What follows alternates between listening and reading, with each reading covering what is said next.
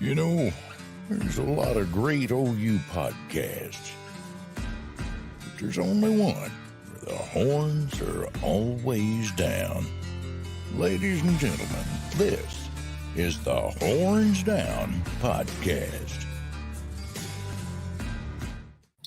Ladies and gentlemen, another episode of the Horns Down Podcast. I am here alongside with my friend of the show, Mr. Chris Mason, recruiting analyst for Sooners360.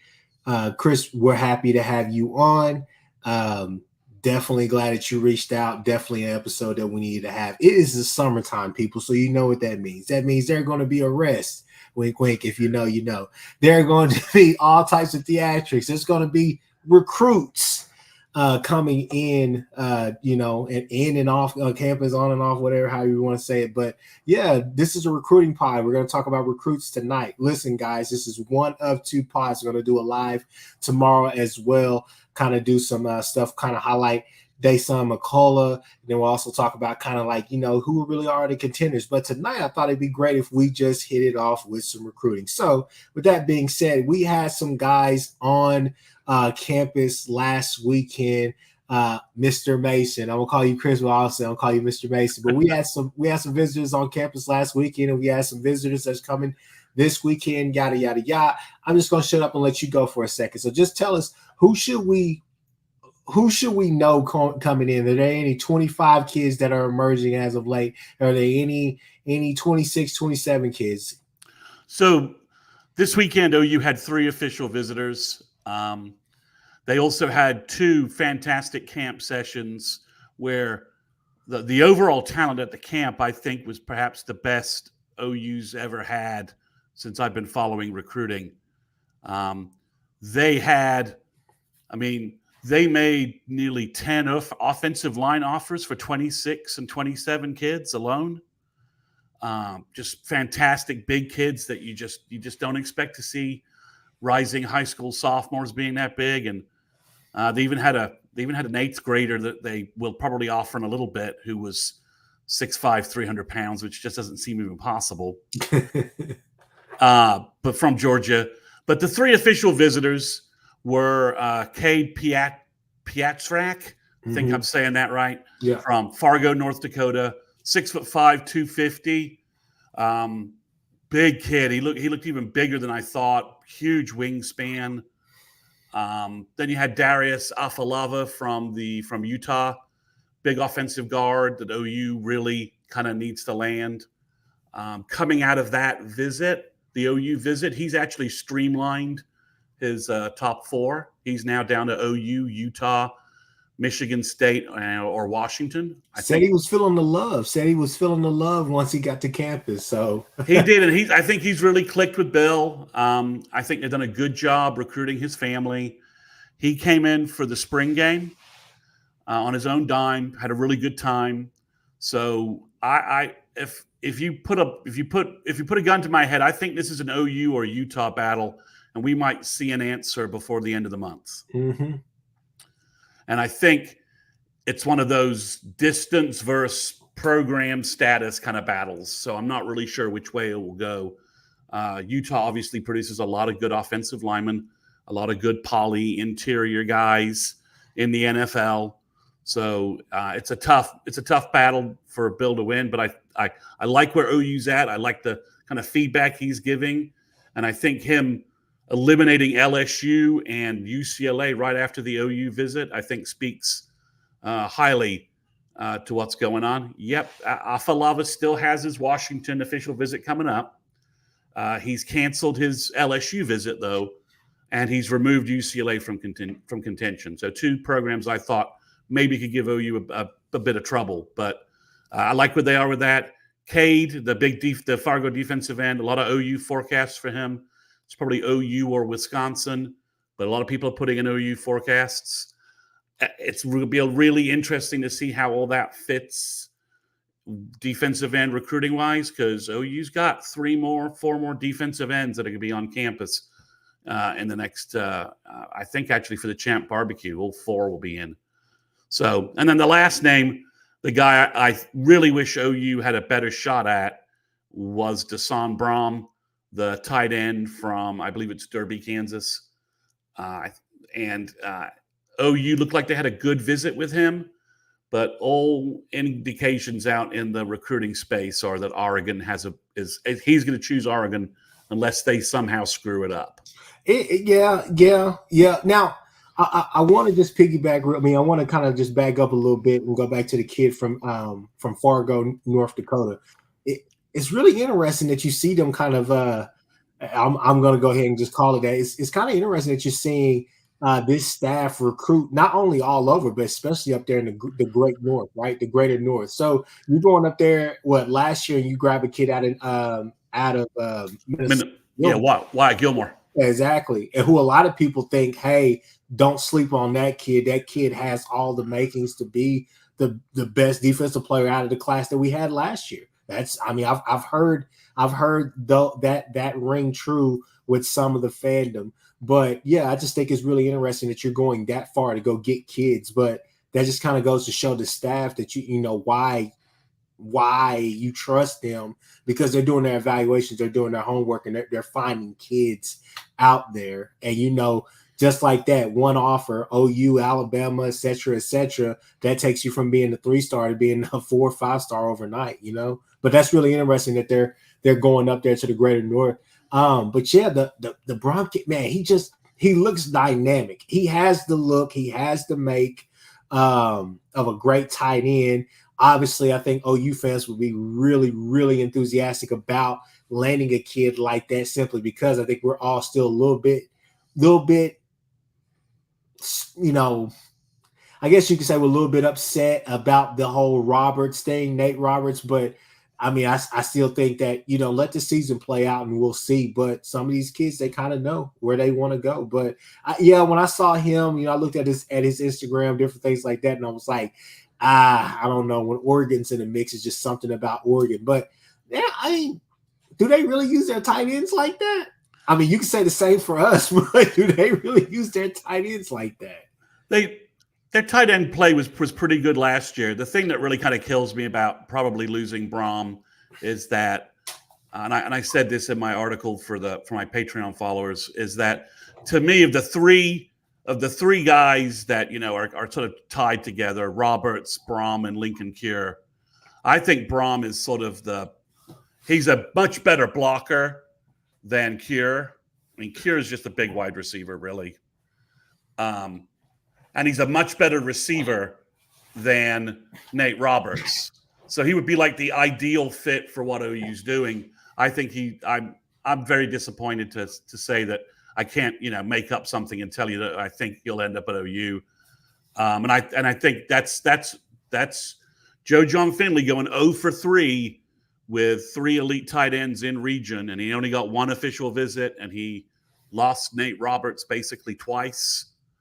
It's not a stellar recruiting campaign for Joe John Finley and for tight ends. Well, where do you go in the tight end room? Because you obviously that's been a big point of emphasis for us. Now it's hey, I'm cool with this room. I like this room. I'm fine with this room now. But it's like there's still another level, especially after you go and get the Mitchell kid last year. Yeah, I think they offered it. So I think they didn't realize. The biggest mistake, I think, is not realizing early that Nate Roberts was going to end up at Ohio State and not making 2 or 3 different offers and not prioritizing Cure and Brom heavily earlier. Once this Ohio State thing started to emerge with Roberts, I think OU felt like, well, we'll get our official visit in the summer and we'll head it off at the pass then. And it just never occurred. So they offered a kid from the Houston area called Nick Townsend, who's about 6'3", 230, 235. And he looks like, to me, a faster, more athletic Braden Willis. Wow. He looks really good. But OU offered him late, so they're not getting an official visit as it stands right now. He would be a nice fit.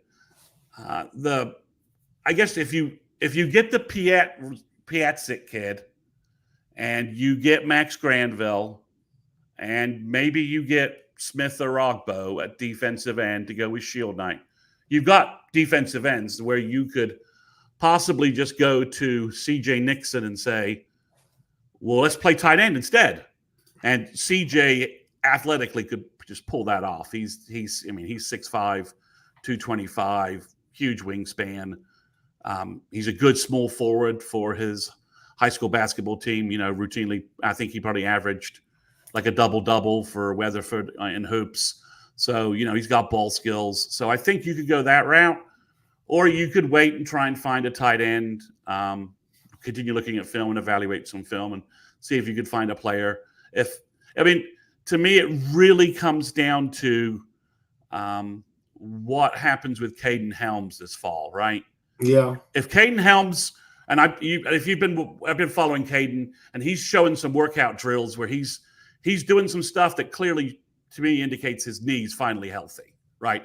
He's cutting and making accelerations and doing things that no doctor for someone rehabbing a knee, if they were still really rehabbing it, would let them do, right? He's doing stuff. Some of the even the more basic routines that he's going through, to warm up. What a lot of people don't understand. I had a friend who it still is my friend, but one of my friends, he's a minor league player, right? He's in the minor leagues, and so when he's in a gym, during the off season or whatnot, because of the injuries and the wear and tear on his body, his warm up routine is a lot of people's actual workout. Like, he has to go through a rigorous regimen before he can even get to the workout that he wants to get to. So, you see a lot of the basic movements and different things that he's doing on his, Instagram account, all across his social media. And you're like, oh, he could be there. I've always compared him, watching his film, I was like, he's Grant Calcaterra-like. And that's what I really like. And that's kind of what I've been looking for. Obviously, I want to go Mark Andrews, but it's hard to go and find a guy with those intangibles and who is that big, who is as big as a defensive end and still is running like a gazelle out there. It's hard to find those guys. But Grant Calcaterra, I feel like you can find that easier, right? Or Braden Willis, that's an athletic tight end that you could use in all types of facets in the game. But yeah. If Helms comes back, then you've got Bauer Sharp, Helms, and you've got Devon Mitchell, right? And you've got three guys for next year, and you have a little bit of a reset, and you've got Helms and Mitchell as your young guys moving forward. So and I think Roberts, I don't think he's going to make a lot of noise this year. I'm not saying that, but I think Roberts will be key in different plays, especially when we're going heavy personnel. I see that. Watching him, looking at him during the spring game, I know that he was, taped up and everything. Let's just call it that. But at the same time, you're looking at his build and everything and say, oh, yeah, you're going to be a good blocker. You got to be a good blocker, right? Yeah, so tight end isn't desperate, but really there was just so much tight end talent, in the area that going 0-4, I hate, someone just said in the chat, JJF going 0-4 is not good. It's to throw out an OU coaching recruiting name that will get people a little annoyed. It's a Boulware like effort. If you know. It's a Boulware like effort. So maybe on the field, Bauer Sharp will have a really good year. Like 40 catches, 500 yards, something like that. Just some 30 catches. Just where the tight ends really getting used more. But it's hurting, and it's hurting the position. So and I think Chicken's spot on. Until our tight ends make noise, nobody is going to come. At the end of the day, last year was just a poor display because I still feel like you could have used Stogner in better ways. But if you're just going to turn him into a fullback and expect him to sit out there and block whenever he can actually run routes and do things, which you saw in different games. Saw, great pass to him in the West Virginia game. You saw some other plays that he made early on. The guy can be a threat, but you have to make him a threat, right? But I don't think that you're necessarily desperate. I think that you still can look to the portal, but JJF is going to have to land on some guys, especially some of these high school kids that you feel, hey, they have all the intangibles, they have the makeup, like the son brain. And I think the interesting note about that kid is simply this right here is that typically, yeah, a kid like that would probably go elsewhere. But the interesting part is that usually, especially in those, I'm not sure how big Derby is, but when it's a Kansas kid, it's almost like Venables takes that personal. He's going to get that kid. And the nice thing is, it's not over till it's over, right? He can verbal to Oregon. He could, verbal to Oregon. Bogo did hurt the sharp hype in the spring game. It's a weakness. Chris, maybe Nick Townsend does visit OU a little bit later. Maybe they get him on campus for a fall visit, and they're able to close on him. And he's ranked in the top 150 composite and on three. I mean, he's a really good looking. It would be like, wow, we really salvaged that out, and we really got a good kid. I mean, he's, like I said, if you could give me, a faster, more athletic Braden Willis, I'd take that all day. Yeah. That would play. Yeah. So before we move on to like the next topic that I know you want to talk about, let me ask you this question. How is this 25 class? I guess, how's this 25 class looking? How's it rounding out? So it's a huge 2 weekends coming up. Obviously, that can't be overstated. Right now, OU is 7th on Rivals, 11th on the on-3 composite because they're doing a weird metered recruiting ranking system where they're only like ranking the top 8 kids or something like that right now.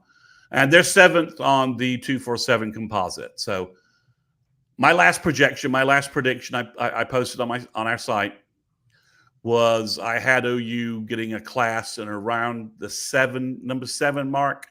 And that was predicated upon them landing 2 of the big offensive linemen and closing on a couple of the big name kids out there, the Max Granvilles, the Andrew Marshes, Smith Orogbo.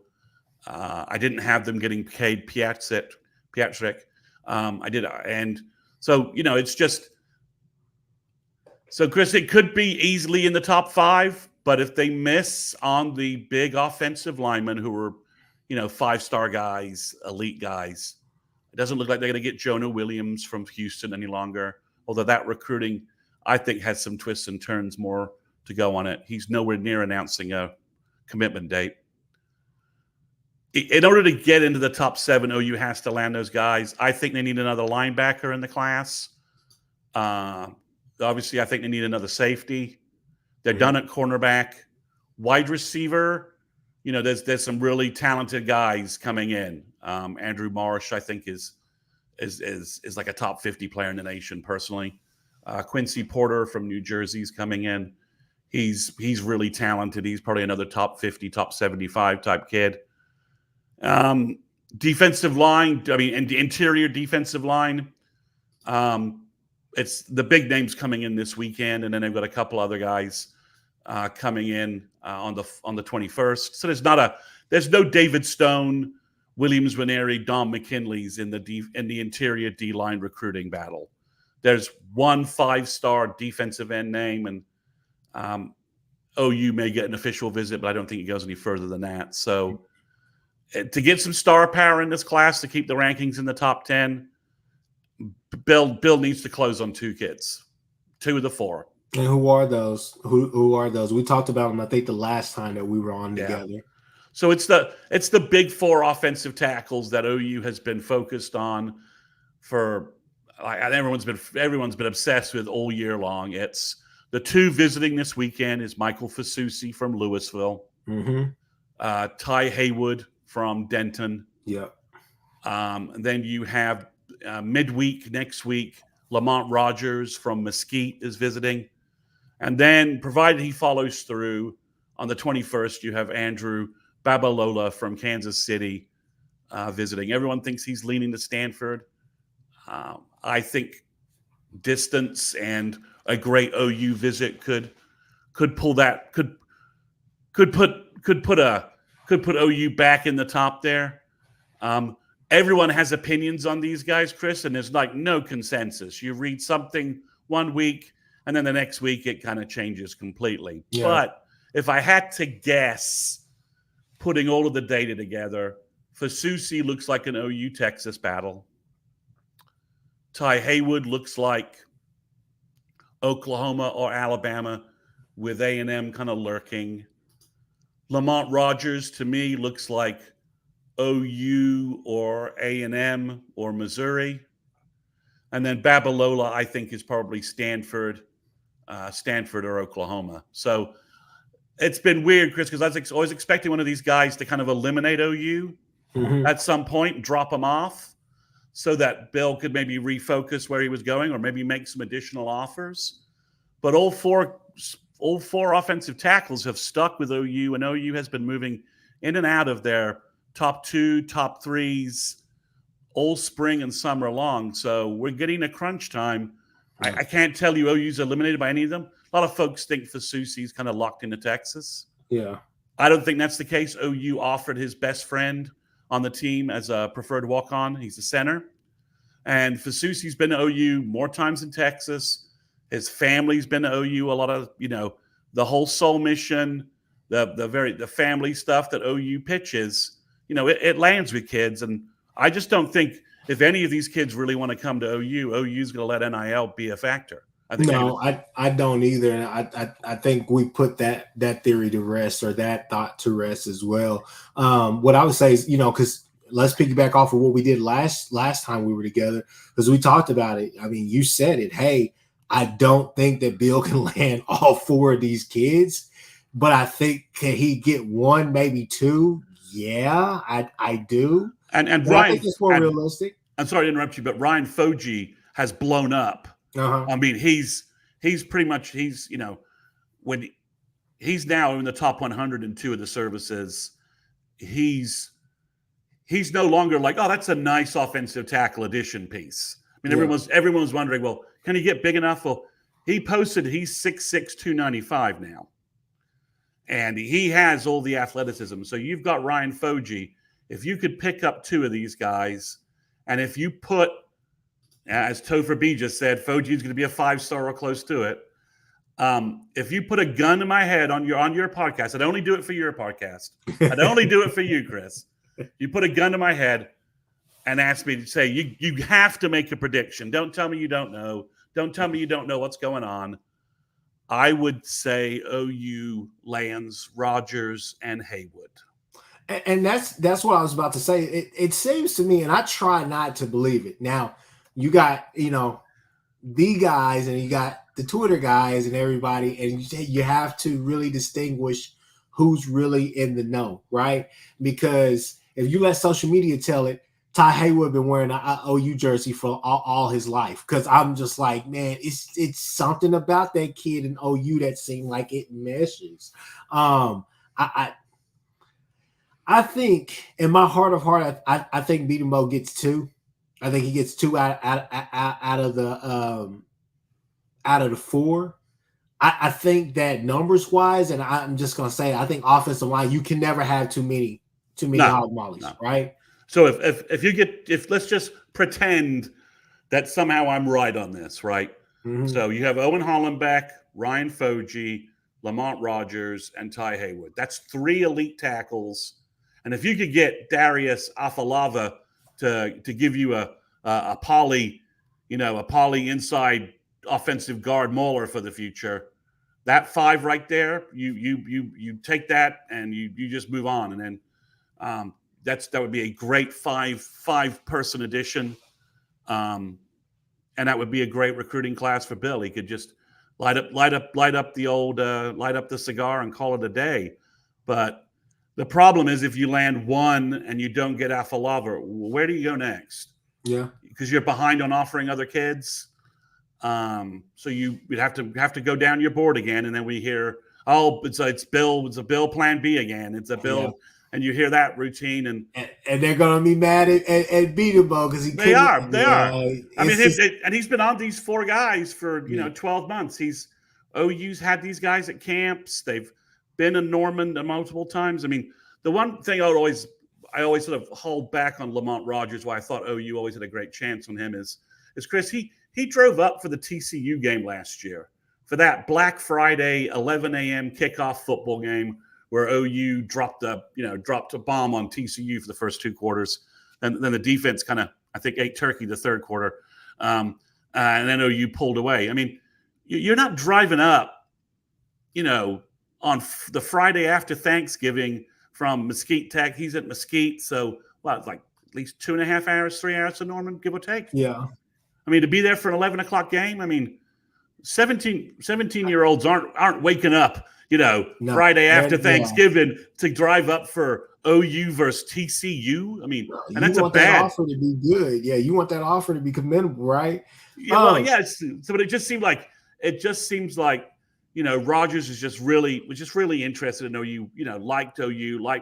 For him to drive up for that, I mean, you have to be. I mean, if I lived in Dallas and it was the Friday after Thanksgiving, I would have had to question driving up for an 11 a.m. that TCU game, but he did it. So he was there and he's been there a number of times. So if I have those yams, it's going to be hard for me to get up and have the itis. But what I was going to say is Topher B says Haywood seems like an Alabama lean. He did mention Bama being the dream school, but see where things go. And I'll say this. I think this would be an interesting point as well. Hopefully you'll back me up on this. But I think that if Haywood doesn't commit or doesn't become a silent commit this weekend, or if Haywood doesn't commit sometime before the season starts, or maybe sometime within like the first 4 or 5 games of the season, right? I can see his recruitment going down to the wire. Why? Because I think that I feel like regardless of who's the offensive coordinator, what you're going to get from Bill Beatingbow. You know that at some point his tackles or one of his guards are going to get drafted pretty high, and he's going to have other players on that offensive line get drafted as well behind those kids in other rounds, maybe later rounds. But guess what? They're on rosters and they're contributing to NFL teams, right? So what more can you ask for? But the last thing is the reason why I'm saying this is because I think that people are still going to want to see what DeBoer does at Alabama. I am not knocking DeBoer saying that he's not a good coach, but I will say this. Everybody who says it, I think it's obvious. Bama's a different breed. This is not Washington. You're not going to have the luxury of trying to, you have the luxury of, his second year. Oh, this could be the year, this and that, blah, blah, blah, this and that. But people expect him to win and win now. He's won everywhere else he's went, so why can't he go now? It's not like he inherited a Ferrari without the rim. I mean, without tires or the rims. I mean, maybe he doesn't have the low profiles yet. He's still ordering those to make sure that the Ferrari is going to run properly, right? But at the end of the day, he's still a new coach in a new league in the SEC, and I think that's what's the interesting point is that everybody's counting out OU or counting out this team in a new look SEC, and a lot of people have similar issues of starting over, new regimes, new quarterbacks, new defensive tackles, Texas, right? So you're new skill folks. I mean, their skill got erased. Yeah, a lot of things have to fall in place for it to happen. But main point is about the Haywoods, I would say this, is that if it goes the distance, it's because I think he's wanting to see how the teams fare, especially in this new look SEC. Yeah, I'll contradict you a little bit. I think all 4 offensive tackles are committed by mid-August. They're all off the board. They're all off the board by mid-August. Okay. I mean, they've taken quite a few visits. I think a couple of them are getting sick of the recruiting process. I bet all 4 have announcement dates by mid-August. Yeah. So here's a question for you. Does OU have the money to pay the price for 2 5-star tackles, excuse me? Well, they're not paying a 5-star defensive tackle this year, and they're not paying a 5-star QB this year. And they're probably not going to be dropping 5-star money for Jonah Williams, or at least not winning money. So why wouldn't you have the extra? They're not going to be probably not going to be signing a 5-star defensive end. So, why wouldn't you have the money for 2 elite guys? I mean, if all of a sudden, let's say, so Chris, the number 1 defensive tackle in the country it's either Elijah Griffin or Justice Terry, right? They're both from Georgia. One's got a fake USC verbal in, and the other one's going to choose Georgia any minute now, right? They're like top 5 in the country. They're both 6'5", 280. Basically, the gold bouillon of recruiting, right? A 6'5", 290-pound guy who can rush the pass or stop the run, right? Yeah. A future Chris Jones from Kansas City type guy, right? That's what David Stone was. 2 guys like David Stone. So if one of those all of a sudden dropped everything and told Todd Bates he'd sign with OU if he was getting whatever 5-star defensive tackles are valued this year, don't you think OU would have the money? Yeah. So let's just say Michael Fasusi and Ty Haywood this weekend pull Bill aside or pull Brent aside and say, we both want to be Sooners and we both want to just have this process done. Do you have money for both of us? Mm-hmm. I know you're going to say, no. I mean, you need offensive linemen. You don't want to pay portal prices for it for elite guys like this, because you saw they weren't prepared to play the Hurd kid from LSU ended up at Tennessee. Yeah. So to me, it's cheaper to buy them at the high school level than in the portal. Yeah, it is. I definitely think it is. So why wouldn't you do that? So because if you could add 2 of these guys to Foji, then all of a sudden you've got 3 elite tackle prospects. And we can talk a little bit about the camp, what we just saw at OU's camp as well. 26 O-line recruiting's off to a flying start. Mm-hmm. So lots of good prospects, lots of guys camping at OU, appear to be interested in OU. So why would you not wrap this up? And, I think the weakness at tackle has been so amplified in high school recruiting. We kind of forget that, with Brooks, Eddie Pierre-Louis, who's now on campus, and my shout out to Daniel Akinkumi from England, my buddy.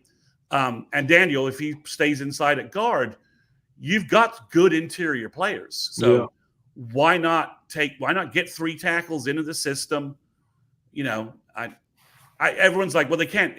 There's other recruiting guys out there saying, well, no, you can only get one of these guys. Everyone's paying too much in NIL. I'm like, well, OU, why can't OU pay? I mean, they're not signing a David Stone or a PJ Adewale or trying to sign Williams Winery this year on the defensive line. So you had the money last year before Missouri went just kind of silly. And if Dominic McKinley had ever decided he wanted to be a Sooner earlier in that process before things got all weird after after A&M fired their coach, OU had the money last year to get, Winery and to keep Stone and make a run at McKinley. So if you had the money for the D-line last year, why don't you have the money for O-line this year? I got you. So, talking to my uncle, I asked him, I said, man, I haven't really, this was a few months ago. I was like, hey, I haven't really heard too much about this 26 class. Is it picking up steam or whatnot? I know we have some really good prospects. I think we have maybe a commit or 2 or a guy that's about to commit, because we were talking about the quarterback who committed in the 26 class. And he said, Matt, you should be able to round off your my uncle said, hey, you should be able to round off your 25 class and a good portion of your 26 class, if not pretty early. He was like, you should be able to go ahead and round that off. He's like, as a 26 class has a chance to be special as well. But he was like, from all hitting on all cylinders, not just defense. And he said that you should be able to pretty much close that down pretty soon.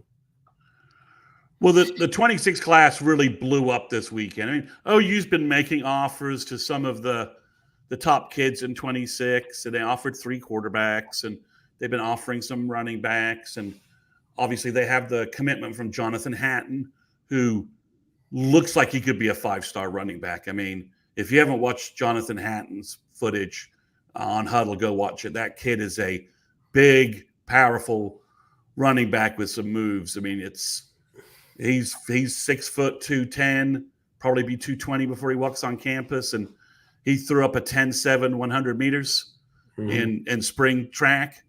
So he's there. Then Jaden O'Neal is coming on campus on Thursday. Going to stay for 3-4 days. Everyone's predicting him to go to OU. And Chris, I love that kid on film. He looks incredible, like 5-star elite type kid. So if he pulled the trigger early, you'd have two 5-star potential kids. But then, this camp setting, as I said, they offered so many offensive linemen. There were so many big, talented kids. OU's 26 recruiting is going. They offered 2 defensive tackles. They're both takes. And that's, and OU also has Taj Overton out at Owasso, who they offered, who's also a top 100 D tackle kind of take. And he has OU, way out in front if you listen to some Owasso, Tulsa area people. So the 26 class has been, it's building. It certainly is building. They've offered some, Caden Jones is in that part of that class as well. Kawan's kid, who's at Jenks, who looks really good. You've got Mason James, the wide receiver from Norman, who's been camping everywhere and looks fantastic. It's hard not to make Sterling Shepard, Ryan Broyles comps with that kid just because he's at Norman. He's 5'11", 175, 180, and makes plays just everywhere. Good speed. So, the 26 class is barreling ahead. And the camps they had, just the first camp session really helped them. And if they can continue having that kind of talent in the next couple of sessions, Chris, these camp sessions are invaluable in terms of recruiting and evaluation. Oh, they are? They're making so many 27 offers as well because they're getting to see kids. They offered a 26 kid who plays both ways. He's from the Dallas area. They just offered him. His name is Jordan Deck, and OU offered him at safety. He's 6'3", 185, and he was just blanketing receivers left and right. He just was. He looks fantastic.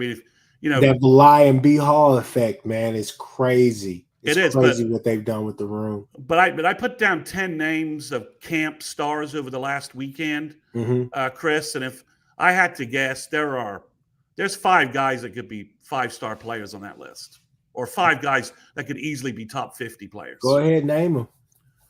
Well, the first one who came out of nowhere was Joseph Terry from California. He's 6'5", 270.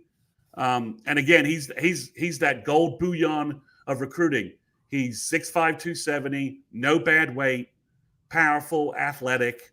He's the David Stone, Gerald McCoy type 3-tech that, never leaves the field. And those guys are just invaluable. Yeah. And then you had this huge nose guard from Colorado. His nickname is T.I., and I'm going to butcher his name right now, and I apologize to his family.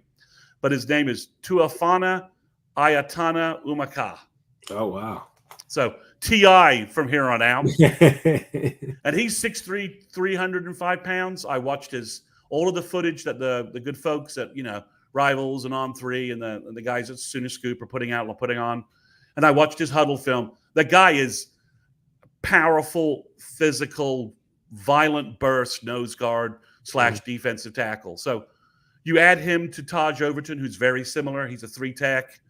You could have 3. All 3 of those guys could be top 50 players. Yeah. Overton's not camping at OU. He has no reason to. He's got 30 offers. He doesn't need to camp anywhere. He's been to OU 3-4 times. But Toa Katoa from Euless Trinity was on campus. He's an offensive guard. Chris, is it possible for a guy 6'4", 360 to look like he's carrying it well? It is. In this day and age, these high school kids are carrying it very well. Well, he does. You say he's 6'4", 360, and you expect, a guy carrying a fair degree of bad weight. And when he's in drills, you expect it to be, okay, well, he's got to drop 30, 40 pounds before he can really play. The guy moves insanely well for a guy that big. As an offensive guard, he may struggle, but I'm telling you, he could be a top 50, top 75 player. If he gets a little bit in shape, drops a little more weight, and he's powerful, he's just throwing kids around. It's unfair sometimes in the camp setting because he'll get some guy who's just working out at the camp. And he's a good player. Could be somebody who could get an easily get a group of 5 offer. And he's just ragdolling kids left and right. And then you had Felix Ojo from Mansfield, Texas, which I believe is just south of Dallas, if I have my Dallas geography right. And Chris, he's 6'7", 270, and he looks like he's 240. And he moves. It's literally, you take the measurables of what a 5-star NFL first-round draft offensive tackle are, and right now he checks all those boxes. Wingspan, fits, agility, foot speed, punch, length, all those projectable things. I mean, he'll be 6'7", 310 in a moment's, within no time. And he's just so fast. He's just, it's like, and he's so coordinated. Sometimes, big kids, take a little while to grow into their legs and arms. And he's so coordinated. So that's another guy. Trenton Yancey was a wide receiver on campus. He's a 27 kid, but he's probably going to be the next great Dallas area wide receiver. I mean, he has that look. Cooper Witten's kid was on campus. Yeah, Cooper Witten, Jason Witten's kid. I mean, Chris, he's 6'1", 210, and he was covering slot receivers. I mean, Jason was 6'6", 260. Yeah. If Cooper adds another inch or two, and remember, he's just a freshman, just a freshman. If he adds a couple of, an inch or two and another 10 pounds, he's 6'2", 225, and he will be an incredible looking linebacker.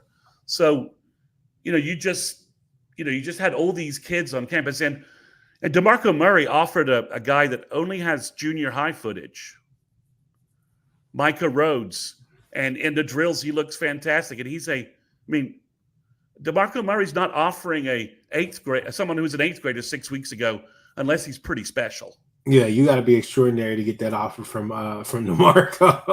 DeMarco knows running. We can say we can debate all about what happened with the OU running back rotation last year, but we can say definitively DeMarco Murray knows running backs, right?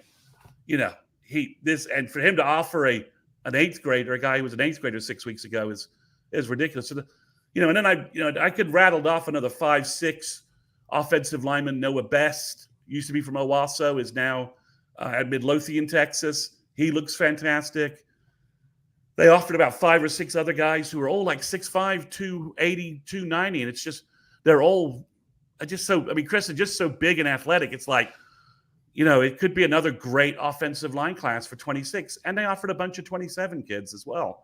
At Zane Rowe, the 27 verbal OU has from the Denton Guy area, 6'5", 225, wingspan, moves for days. He's a 5-star. He's a top 30. He's going to be a 5-star top 30 kid. He's a kid that you just look at and you say, man, once he grows into his body and once he understands the game, he's going to be dangerous. He has all the mechanics. And I think the thing I liked about, kind of the film I saw on him, or, especially from this camp, is that just how quick he was picking things up. He was out there really on a mission to learn what, Chavis and company were trying to just show him and Bates as well. He was picking up very quickly. And that kid, I was like, that kid right there, that's what you want, right? He has a prototype. He's a prototype. That's an archetype, right? You go into a lab and you design what a 2027 defensive end should look like. Yeah. And he's like, well, he should already be 6'5" and 225, ideally. Yeah. That's just ridiculous. That's ridiculous, right? Yeah. And then when you watch him go up against Felix Ojo in there, some of the pass rush drills, it's like that's good on good, just battling. And Ojo was keeping him at, no one was keeping him at bay.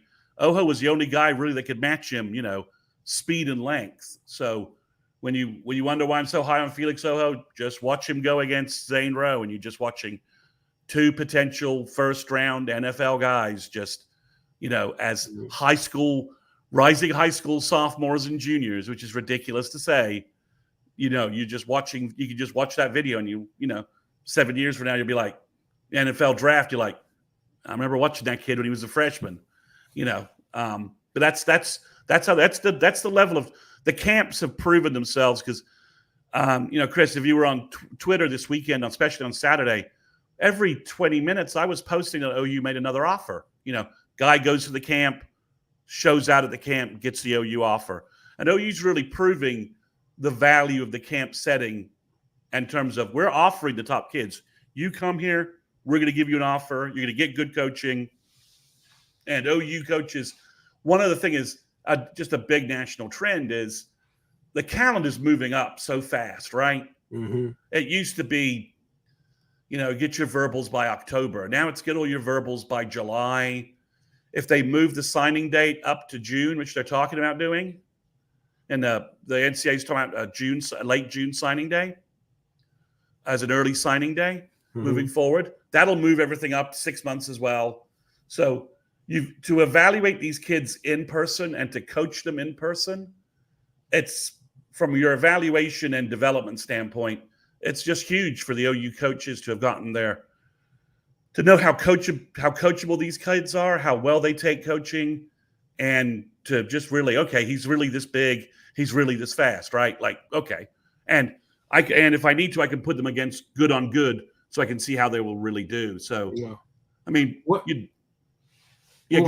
I was just going to say, kind of going, off of this camp, gosh, I had my question. I lost it, but no, I agree with everything that you're saying, man. I'm really excited about some of these prospects, especially these classes just rounding out, man, just building that depth and getting that feel back here at OU to where you just, hey, look, either you're going to produce or you're not.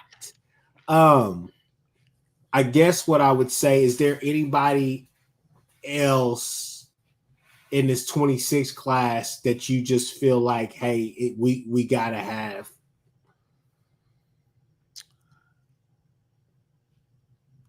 Because you named a bunch. Because I think where some of those kids are mixed of 26 and 27, or they were, but most were 26. Most were 26. If based upon this camp, and let's jump in the magic hopium hype machine and say OU lands Jaden O'Neal, all right? Yeah. Which people think. So now you've got your five-star potential quarterback, right? Got to have your quarterback in a class, right? You've got to have, the SEC, as tough as the SEC is, it'll be even worse if you don't have elite quarterback play, right? We got to have that. We can't lose that edge as a program.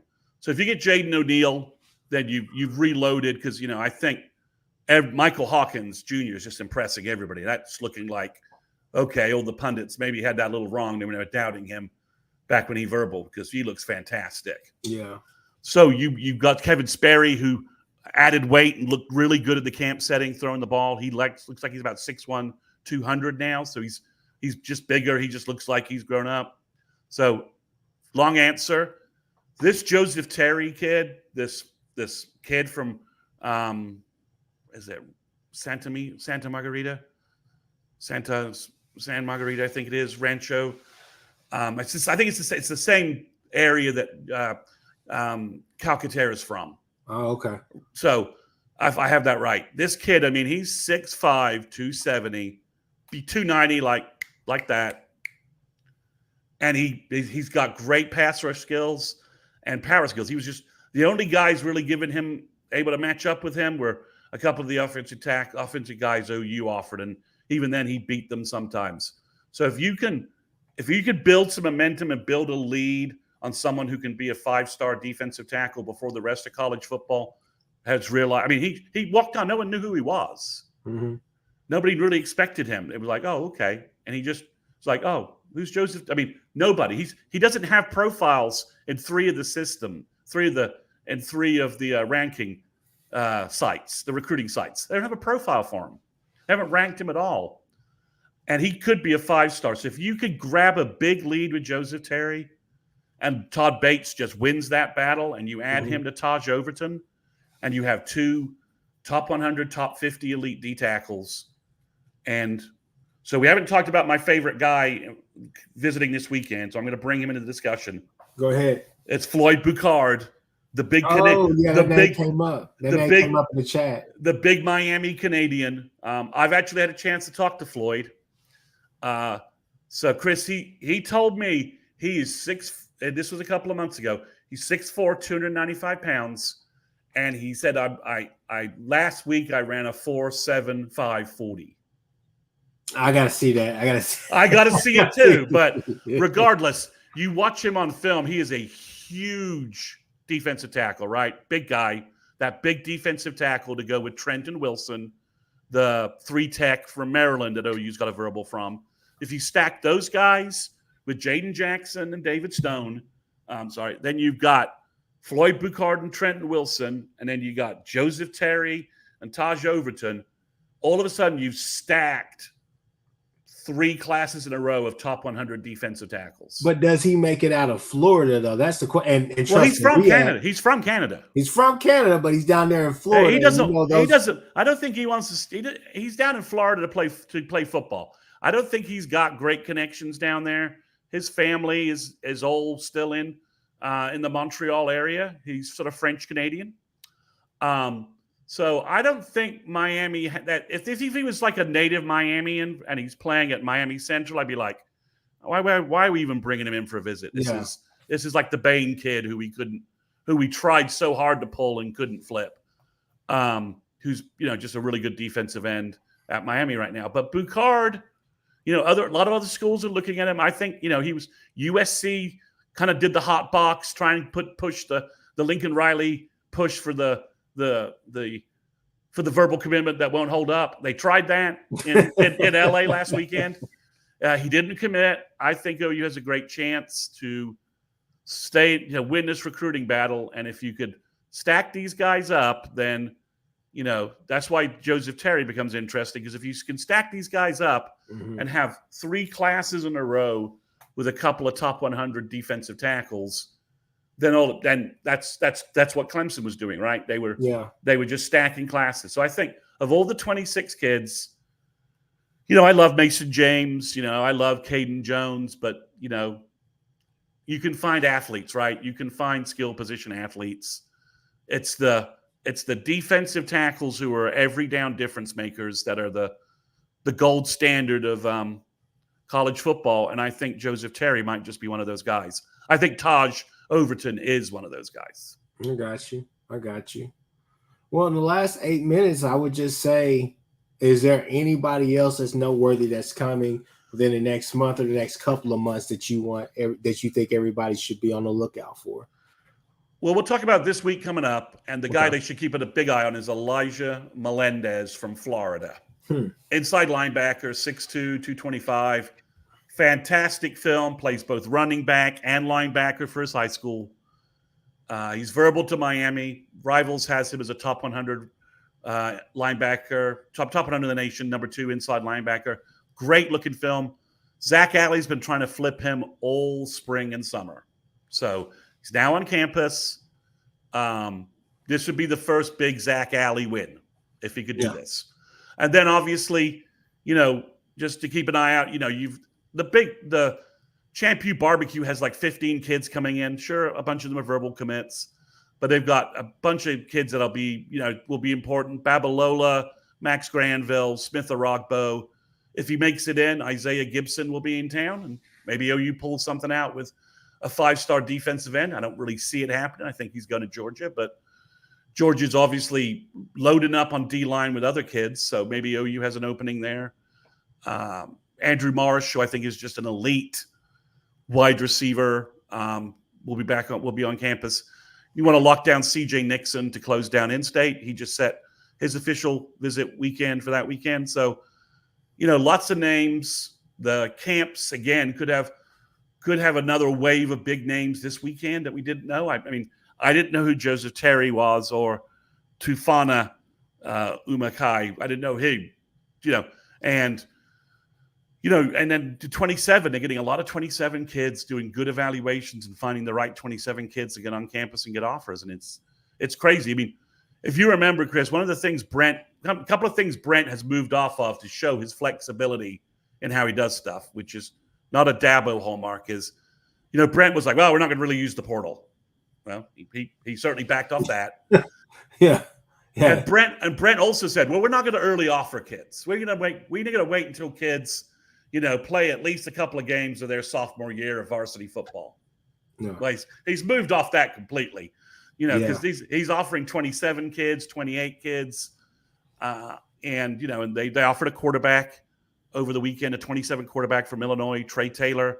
He looks really good. They got another maybe elite 27 quarterback coming on campus this weekend, according to all reports. I believe his name is Peyton Houston from Louisiana. He's 6 foot, very mobile, great arm. Are they really doing the? I don't know if you've heard that, or maybe it's old, or maybe I've just been out of the loop for a second. But are they doing the 1-2-1 format? Basically, take a quarterback, take one quarterback this year, take 2 quarterbacks the next year, and then take one, or are they kind of just one a year? I think get the best kid you can. I think the Zerberg thing was a one-time deal because of the way Dylan Gabriel and Caleb Williams and the way Lincoln Riley left us with no quarterback room. Yeah, I think that was a one-time deal. I think with the way the portal works and all the quarterbacks in the portal, just every year sign the best quarterback you can and just don't worry about it. Yeah. Don't worry about your room. Don't worry, we all have too many quarterbacks in the room. Trust me, by the time the kid gets on campus in January, somebody else will have left. So yeah. just don't worry about it. Just sign the best kid you can. And for there, one last thing is they did another kid coming in is Makai Williams-Lee. He's a defensive tackle from Atlanta. He just visited NC State. He's been getting a lot of offers lately, and I watched his film, and his film's really good. I don't know how a kid in Atlanta fell under the radar. He's 6'3", 275, 280, but he has that 3-tech, grease lightning kind of burst, like, that violent burst. And he had close to 70 tackles from the 3-tech and 22 tackles for loss last year, which is that sells, right? That's a lot of productivity for a high school defensive lineman. So he'll be on campus as well. And with Cole Bruler choosing Stanford, if OU wanted to take a second 3 technique and he wants to be a Sooner, I could see OU doing that. But, also I do think Cade Pietrek could be a 3 technique. He's 6'5", 250, and he's super lean. His frame could carry 280, 285, 290 very easily. So D-line could be a little all over the place. Yeah. Are you getting depth pieces in these upcoming classes? Or obviously you've named some guys, but as far as this 25 class, maybe this 26 class, are you just getting depth pieces, or are you getting guys that could potentially come out there and add to what we believe we have in Nigel Smith, Danny Okoye, Jaden Jackson, and Stoney, right? Trenton Wilson, the 3 technique from Maryland, if he enrolls early, he'll be in the 2 deep, I think, personally, just based upon how good he is. I think he's, top 75 in the country, maybe one of the top, in terms of true 3 techniques, I think he's just kind of elite. A guy we're all overlooking really that I think is an elite kid, Chris, is Elijah Thomas, the wide receiver from Chakota. I think he'll make a huge impact. Speaking of that, while I got you on here, what have they circled? Has the staff circled back to Nickens, or is that kind of just a dead end now? It's a dead end. He wants to play hoops full time. I think he was going to make hoops his priority, and he had a good AAU spring, according to some of the reports I read about AAU basketball. Not a huge specialty of mine, but I read some stuff. He did really well. So I think he's going to be a basketball first guy. And OU's like, okay, well, that's fine. So I don't think they're going to roll back on Nickens. He's a really good athlete. He'll have a hard time, I think, proving that with the high school football team he's going to be on. Not a lot of talent around him. So it might be tough, but I think Nickens is going to end up with a basketball. Basketball is the primary path of what he's doing. Oh, that's okay. Okay. So I think that's why, just for clarity's sake, for awareness out there. Yeah. He's going to be a basketball owner, and but OU's got a couple they've got Quincy Porter and they've got Andrew Marsh, both coming in. They've also got Cortez Mills, a top 100 wide receiver from Florida, coming in. He looks like he's a Clemson lean. So OU's got, they can find wide receivers and skill guys. I mean, they just can. And Emmett Jones, I think after this year, his profile is only going to be higher after the OU wide receiver group, especially, well, Deion Burks, provided he's not suspended a couple of games. After Deion Burks and Nick Anderson and Jaden Gibson and if he's healthy, Anthony and and then Farouk, this is going to be if the OU line can give JA some time, he's going to carve some folks up with that wide receiver core. And I think Emmett Jones will be like, he'll have that elite, NFL wide receiver, early draft pick maybe in Deion Burks, where he can just say, yeah, come be a Sooner. Come be a Sooner. And so I'm not really worried about that. But the 25 class, the big thing, again, and I hate to repeat this topic and give it as much emphasis, but just like everybody's talking about what Jaden Jackson and David Stone could be this fall to help OU, if OU gets, got like Ty Haywood and Rogers, and they enrolled early, those guys could be, a year away from being, star bookend tackles for the Sooners at offensive line. That's how big this is. There's very little competition in front of them. I like Logan Howland. I like Autry from Mississippi they signed, but both of these guys are athletically and size-wise are in just a slightly different group skill-wise. I mean, Bill develops and can develop kids, but, how Caden Green, the annoying thing about Caden Green was that he was all poised to take that freshman year and then be a star for us as a sophomore, right? That was a big part of the kick in the, kicking the privates that we got when he left, right? Any of these guys, if they enroll early, if we get any of them, that fall, could be, could be second team tackles and the guys behind getting ready to just emerge. So, and if you can get those guys in your program and develop them in your program and not have to pay transfer dollars for them and have some continuity in that, it's huge, right? If you develop those guys, they play for 2 years, go to the NFL, you've got time to develop guys behind them, and it's going to be big because I think they got the interior guys. I mean, I think Brooks and EPL are going to be just monsters inside. Yeah, no, I definitely agree. Well, with that being said, we're going to definitely have you on more. Definitely going to do that. It's time to get active.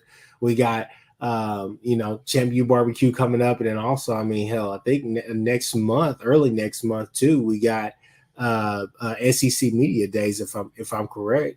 Yeah. Hey, because July is going to be hellacious. So that being said, and verbals all over the place. Factual. So Chris, go ahead and tell everybody where they can find you at and find all your content. Yeah, so you can follow me on Twitter. I am CM_Sooners360.